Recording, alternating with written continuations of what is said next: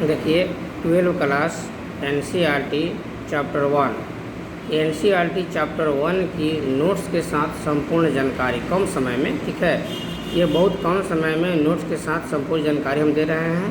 NCERT chapter 1 class 12 का ये पहला टॉपिक है अस्थैतिक विद्युत। तो अस्थैतिक विद्युत किसको कहते हैं, ठीक है। जैसे मान लो कि जिसे हम सूखी कंघी से बाल झाड़ लेते हैं, अब बाल झाड़ कर कागज़ के टुकड़े के पास ले जाते हैं तो कागज़ का टुकड़ा उसमें सट जाता है। उसमें क्या होता है, एक स्थिर रहता है और एक आवेश चलता है, जो कहते हैं हम अस्थैतिक विद्युत। देखिए यहाँ पर नोट्स में देखिए, यदि रबड़ या प्लास्टिक की एक सूखी कंघी से, यानी कि रबड़ का हो या प्लास्टिक का हो, सूखी कंघी से सूखे बालों को झाड़ कर, ठीक है, सूखे बालों को झाड़ कर कंघी को कागज़ के छोटे छोटे टुकड़ों के निकट लाया जाता है, तो यह पाया जाता है कि कागज़ के टुकड़े कंघी से सट जाते हैं। बता है ना, अगर रबड़ या प्लास्टिक की सूखी कंघी है, उससे सूखे बाल को झाड़कर कागज़ के टुकड़े के पास लाते हैं तो देखते हैं कि कागज़ का जो टुकड़ा है उससे सट जाता है। इस प्रकार आवेशित वस्तुओं में अन्य वस्तुओं को आकर्षित करने का गुण आ जाता है, ठीक है।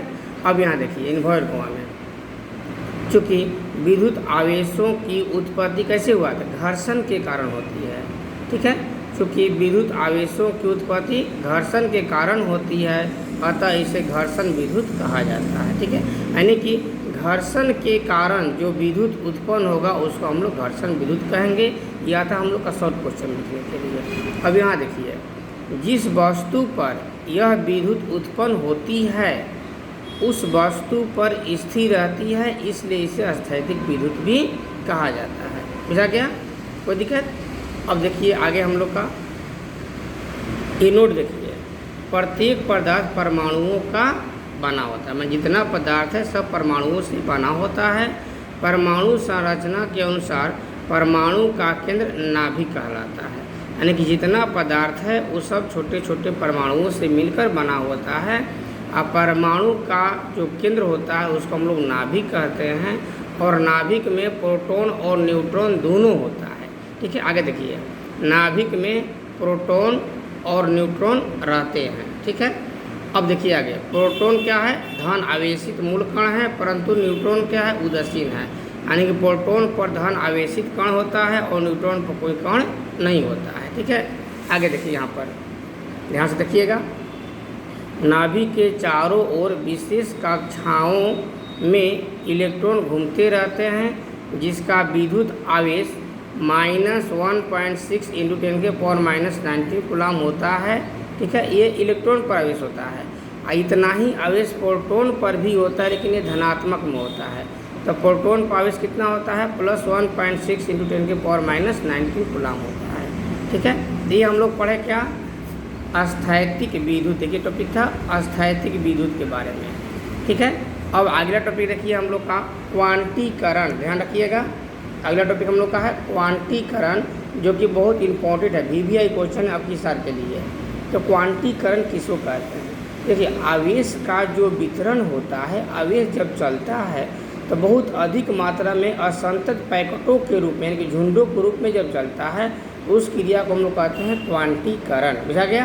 देखिए यहाँ पर किसी वस्तु पर आवेश Q को समीकरण Q ± NE द्वारा व्यक्त किया जाता है। Q मतलब टोटल आवेश हो गया, N मतलब नंबर, E मतलब आवेश हो गया, ठीक है। अगर मान लो एक इलेक्ट्रॉन कहेगा तो 1 हो जाएगा, यहाँ पर 5 हो गया तो 5 से मल्टीप्लाई होगा, 10 है 10 से मल्टीप्लाई होगा, ये ध्यान रखिएगा, ठीक है। अब यहाँ से देखिए, यहाँ से हम लोग का इन्वर्ट कोमा है, ये मेन है। किसी भी भौतिक राशि के इस प्रकार असंतत पैकेटों, माने बहुत अधिक संख्या में होने वाली क्रिया को क्वांटीकरण कहा जाता है। मैंने यहाँ से डिफिनेशन हम लोग का है, ठीक ना। किसी भी भौतिक राशि के इस प्रकार असंतत पैकेटों में होने वाली क्रिया को क्वांटीकरण कहा जाता है। अब ये रखिएगा, आवेश का मान E का पूर्ण गुणज हो सकता है, ठीक है। आवेश का मान कितना होता है, E मतलब ये आवेश है इलेक्ट्रॉन पर का पूर्ण गुणज होता है, अर्थात आवेश का मान plus minus E plus minus 2 E dot dot हो सकता है, परंतु 0 माने पॉइंट में नहीं हो सकता है। ठीक है, आवेश का मान जो है पॉइंट में नहीं हो सकता है। अगर हम लोग न्यूमेरिकल बनाते हैं पॉइंट में आता है तो पॉइंट हटाकर पावर प्रूफ में करके लिख देते हैं। पहला टॉपिक हम लोग का है आवेश का संरक्षण सिद्धांत। आवेश का संरक्षण सिद्धांत देखिए, किसी विलगित निकाय के भीतर, विलगित मतलब अलग अलग, ठीक है, किसी विलगित निकाय के भीतर कुल आवेश स्थिर रहता है। माने हर एक अलग अलग जो सिस्टम है वहाँ पर आवेश का होता है, स्थिर होता है। साधारणतः आवेश न तो आवेश की सृष्टि की जा सकती है और न ही इसे नष्ट किया जा सकता है। इसे आवेश का संरक्षण सिद्धांत कहा जाता है। मैंने आवेश को ना हम लोग उत्पन्न कर सकते हैं न नष्ट कर सकते हैं। अगर हो सकता है तो एक स्थिति से दूसरी स्थिति में बदल सकते हैं। ठीक है, इसको कहते हैं आवेश का संरक्षण सिद्धांत। अब अगला टॉपिक देख लीजिए, एक और ध्यान दीजिएगा, कूलाम का नियम। तो कूलाम का नियम हम पढ़ा भी दिए हैं, यहाँ नोट्स के साथ देख लीजिए, पूरी तरह से संपूर्ण नोट्स के साथ कूलाम का नियम देख लीजिए। दो सजातीय आवेश एक दूसरे को प्रतिकर्षण करते हैं। कूलाम का कहना है कि दो सजातीय आवेश अगर दोनों प्लस है तो प्रतिकर्षण करेगा, दोनों माइनस है तब पर प्रतिकर्षण करेगा। तथा दो विजातीय आवेश एक दूसरे को आकर्षित करते हैं। अगर प्लस माइनस है तो आकर्षित करेगा। ठीक है, सर्वप्रथम फ्रांसीसी वैज्ञानिक C.A. कूलाम ने दो आवेशों पर लगने वाले बल का मान प्रयोग द्वारा ज्ञात किए और निम्नलिखित नियम का प्रतिपादन किए। ठीक है, जो इन्हीं के नाम पर कूलाम का नियम कहा जाता है। कूलाम के नियम, ये आवेश के बारे में सबसे पहले कूलाम बताए थे, दो नियम दिए थे।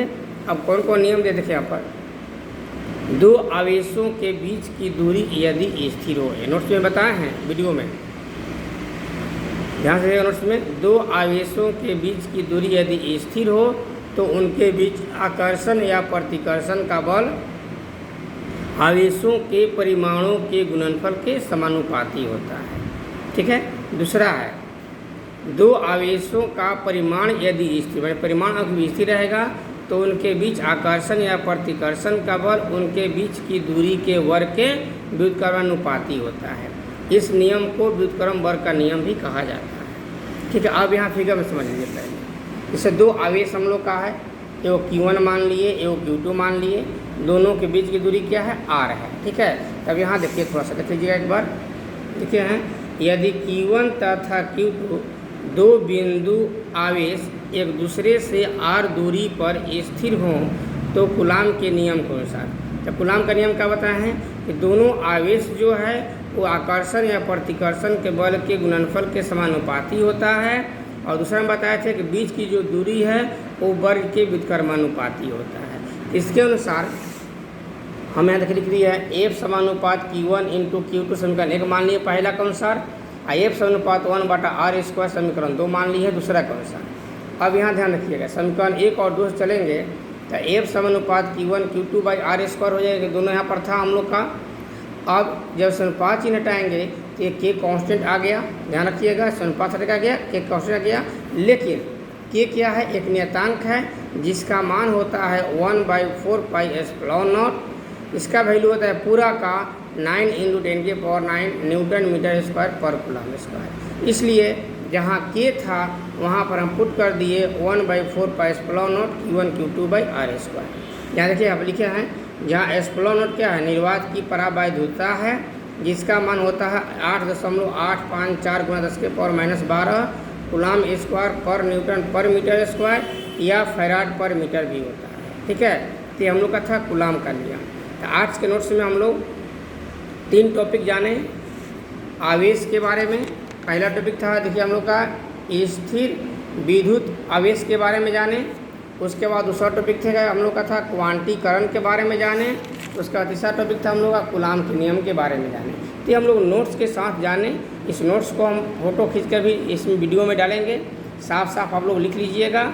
अब अगला दिन फिर इसके बाद टॉपिक पढ़ाएंगे। ठीक है, यानी कि प्रतिदिन नोट्स के साथ हम पढ़ाते जाएंगे, आप लोग फेयर करते जाइएगा, तो आप लोग का ये पूर्ण जानकारी मिल जाएगा। एनसीईआरटी का चैप्टर 1 से चालू किए हैं और चैप्टर 1 से लेकर चैप्टर 15 तक। एनसीईआरटी में 2 बुक है, दोनों बुक में 15 चैप्टर पढ़ना है। टोटल चैप्टर का हम नोट्स के साथ पढ़ाते जाएंगे। आप लोग प्रतिदिन वीडियो देखते जाइएगा, सब्सक्राइब करते जाइएगा, और जहाँ पर समझ में नहीं आएगा आप कमेंट में पूछ लीजिए। ठीक है, धन्यवाद।